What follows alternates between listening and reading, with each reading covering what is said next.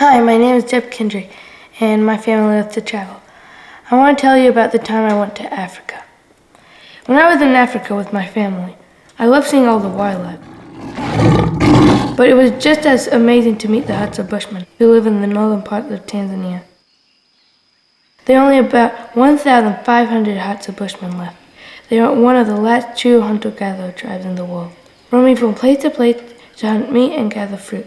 My parents arranged for us to spend a day with the Hadza Bushmen. I didn't know what to expect. All I knew is that we had to get up very early because their day starts as soon as the sun rises. When we got there, they had started a fire. Then they were showing us how to make a fire with no matches. You put a stick on the side of a knife and rub the stick between your hands. They put dry grass near the stick is rubbing, and the friction creates a spark that lights the grass. They smoke khaki leaves. Supposedly it brings good luck on the hunt. Here they are making arrows for the hunt. They use twigs from sandpaper trees. Here he's whittling a stick down to the size he wants. This boy here whittling is about 14.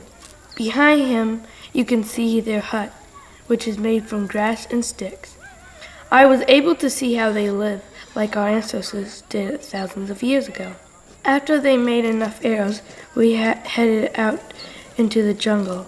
I was a little nervous. I was afraid a leopard or a lion might jump out and get us. He was still working on his arrows while we walked. Here he is trying some feathers on the end so that they lie straight. Here he's testing his arrows in his bow. All of a sudden they stopped running. I think they heard something. We took off after them, jumping over logs and around bushes. There was a monkey up in a tree that they started shooting at, but the monkey saw them coming, so he dodged them, just like in the Matrix. They kept on shooting and shooting. Part of me wanted the monkey to survive, but I realized that this is how they get food to feed everybody else. Even when their arrows missed, they were still happy and laughing. They just stayed in a good mood and didn't get frustrated. Here, the kid popping a leaf. He taught us how to make a cool noise with just a leaf in your hand. I think he was getting tired of hunting. On his head, he's wearing the tail of a large spotted genet. They must have killed one and kept the tail for a funny crown. They kept on shooting and eventually lost all their arrows. After a while, they took a smoking break and then they decided to go back to their camp. But on the way, they met a Maasai farmer who had found some of their arrows and gave them back so they could hunt again. This time, they shot a squirrel and skewered it. I felt kind of sick with all the blood and the guts hanging out. They quickly made a small fire and roasted it right there on the spot. They said my dad is guest of honor, so they gave him what they say is the best part, the brain and the tongue. I tasted the brain, the thigh meat, and the liver. I just thought it's already dead, or I let it go to waste. Plus, this is a once-in-a-lifetime experience. Guess what? It tasted just like chicken. The brain was like chicken bubblegum. Yuck.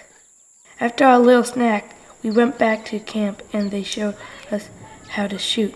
Here you can see the arrow leaving the bow. It hit the ground, but still it was so cool. Later, we went hunting again. This time they had extra ammunition. This black stuff is a poison they make from a plant.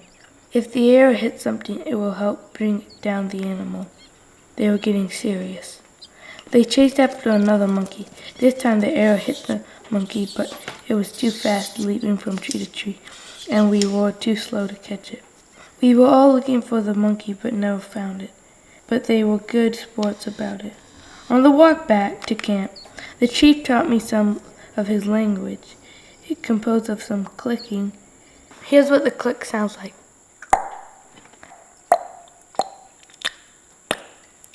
I could do clicks better than my brother. He taught us how to say click or shorigweko, that means say this, or shorigweko. Here we are saying goodbye and thank you. Nubaya, that's thank you in their language. Here's the group shot. You can see that Gus is taller than any of them. I'm almost as tall as the chief. The Hadza are very joyful and friendly. I'd like to go back someday and spend more time with them.